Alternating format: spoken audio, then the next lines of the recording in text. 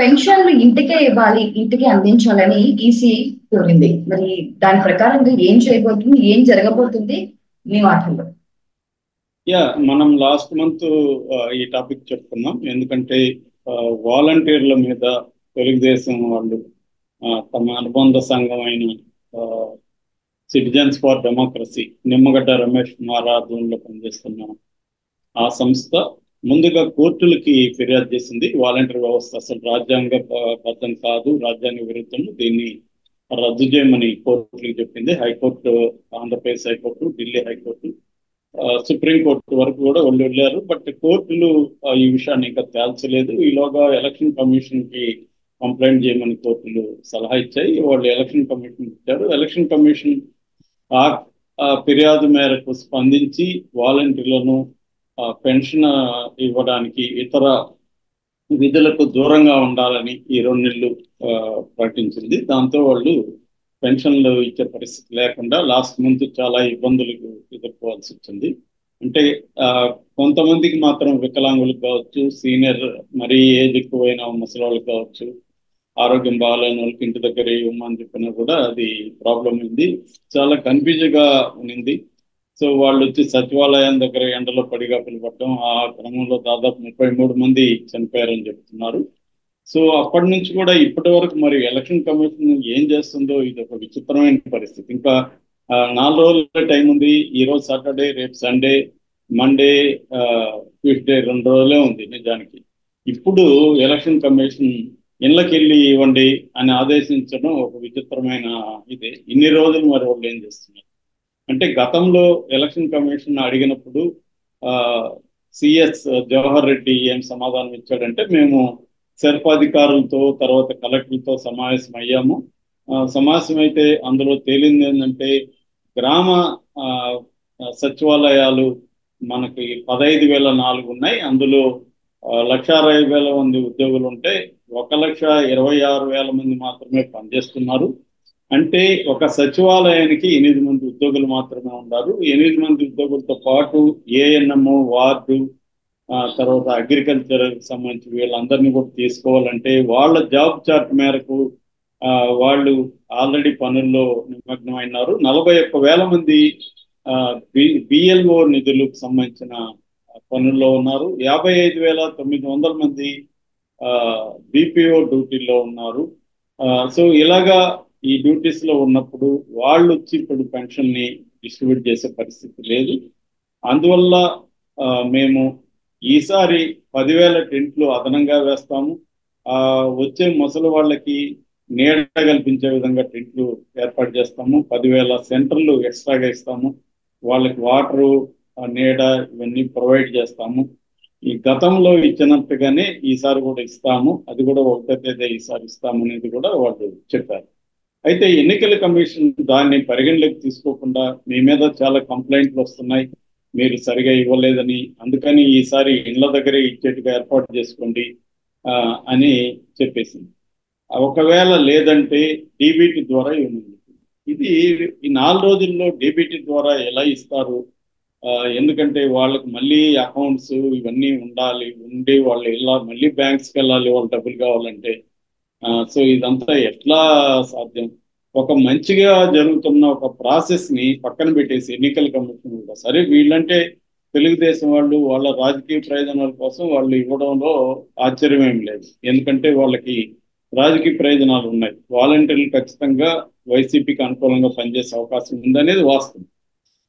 So Telugu Desam యాంగ్జైటీని మనం అర్థం చేసుకోవచ్చు. ఎందుకంటే వాలంటీర్లు ఉంటే తెలుగుదేశంకి వ్యతిరేకంగా వాలంటీర్లు ఓట్లు ఇస్తారేమో, వైసీపీకి అనుకూలంగా ఓట్లు ఇస్తారేమో అన్న భయం తెలుగుదేశం క్యాంపులో ఉంది. దాన్ని మనం అర్థం చేసుకోవచ్చు. కానీ ఎన్నికల కమిషన్ ఆలోచించాలి కదా. ఎన్నికల కమిషన్ ఎవడు ఫిర్యాదు ఇచ్చినా దాన్ని పట్టుకొని ఆల్టర్నేటివ్ ఏంది, ఫిర్యాదు ఇచ్చిన వాడిని అడగాలి కదా, ఆల్టర్నేటివ్ ఏంద్ర బాబు అని. అదే నిమ్మగడ్డ ప్రసాద్ ఆయన ఎన్నికల కమిషన్ అనుకున్నాడు కదా, సరే వాలంటీర్లు తీసేస్తాము, పెన్షన్ ఎట్లా వాళ్ళకి చేర్చేది, దాని మెకానిజం ఏందో మీరు చెప్పండి అంటే ఒక అడ్డదిడ్డమైన వాదన తీసుకొస్తున్నారు.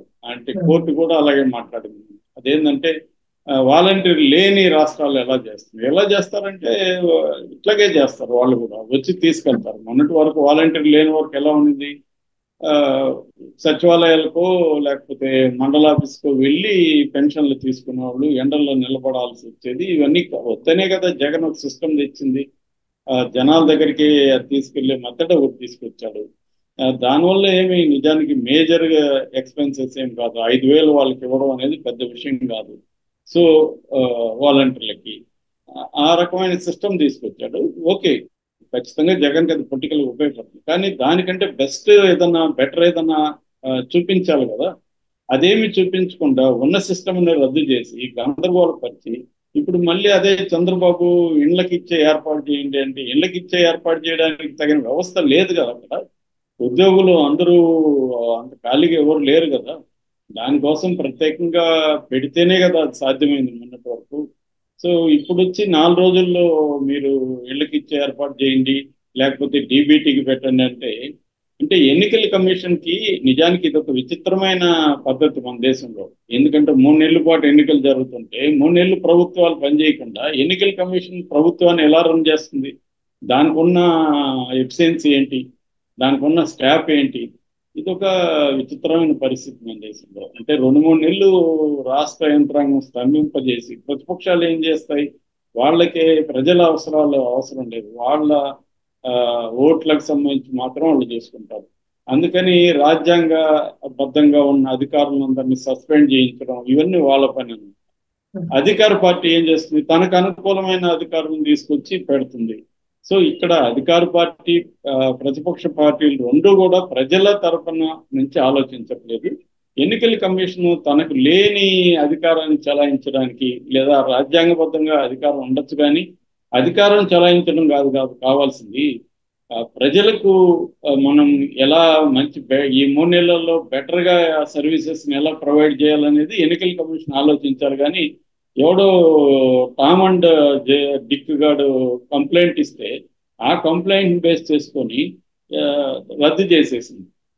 అది విచిత్రమైన పరిస్థితి. ఎన్నికల కమిషన్ రద్దు చేసినాక ఈ 1 monthలో ఏం చేస్తున్నారు? మరి ఇప్పుడు 4 రోజుల ముందు నువ్వు ఖచ్చితంగా ఇచ్చి కావాల్సిందంటే ఎక్కడి నుంచి ఇస్తారు? వాళ్ళు చెప్తున్నారు కదా, సచివాలయానికి 8 మంది ఉద్యోగులు ఉన్నారు, ప్రభుత్వ ఉద్యోగులంతా వాడండి అంటే వాళ్ళకున్న ట్రైనింగ్ ఏంటి? దీనికి కనీసం ఒక 1 month ట్రైనింగ్ ఉండాలి. ఎలాగా ఇవ్వాలి, వాళ్ళ దగ్గర పోయి ఎట్లా సంతకాలు తీసుకోవాలి, ఏ డాక్యుమెంట్స్ సబ్మిట్ చేయాలి, ఇవన్నీ ఉండాలి కదా. ఇవన్నీ ఏంటంటే ఒక ట్రాన్స్పరెన్సీ కోసం జగన్ అనేక మెథడ్స్ని ఇంట్రడ్యూస్ చేశారు. సో ఇప్పుడు ఆ మెథడ్స్ ఏమీ లేకుండా తీసుకెళ్ళి ఇవ్వడము కష్టమవుతుంది. సో ఇంత గందరగోళాన్ని క్రియేట్ చేసి ప్రజల్ని ఇబ్బంది పెట్టి ఎలక్షన్ కమిషన్, ఎందుకంటే ఎలక్షన్ కమిషన్ తప్పు చేస్తే శిక్షించే మెకానిజం ఏదీ లేదు ఇక్కడ. కోర్టులు కూడా మేము ఇన్వాల్వ్ కాము.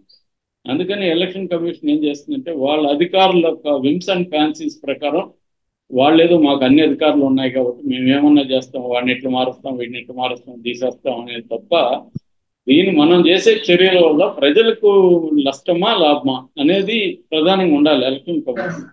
అది కనబడట్లేదు అన్నమాట ఇక్కడ.